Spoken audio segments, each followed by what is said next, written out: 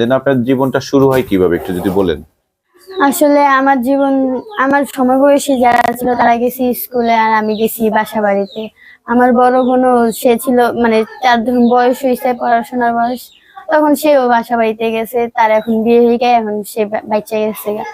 এখন আমি এত বছর কাম করছি, কাম করে আসছি, তারপরেও আমার সুখ মিলে নাই কপালে। তারপর আইসা হেগোর কাছে এখন আমার বিয়ে দিয়ে দিবে আমার আব্বু আম্মু। তার মানে হলো কত বছর আপনার বাসা বাড়িতে কাজ করেছেন? আমি 6-7 বছর ধরে কাজ করতেছি। সেখানে বাসা বাড়িতে কাজ থেকে বেরিয়ে আসলেন কেন?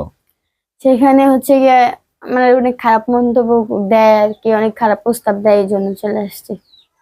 এখন মানে আব্বু আম্মুরে বলতে বলতে অ্যাপরে নিয়ে আসছে, কিন্তু যখন বলতাম তখন বিশ্বাস করতো না।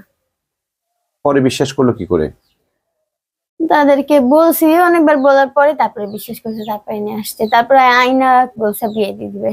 কিন্তু আপনার বিয়ের বয়স তো হয় নাই, আপনাকে কি আসলে আপনার বাবা মা এটাকে অনুমতি দিয়েছে? হ্যাঁ, আমার মানে বয়স হয় নাই, আমি রাজি হই নাই গা, তাও তারা জোর করছে, অনেকবার জোর করার পরে এখন রাজি হয়েছি।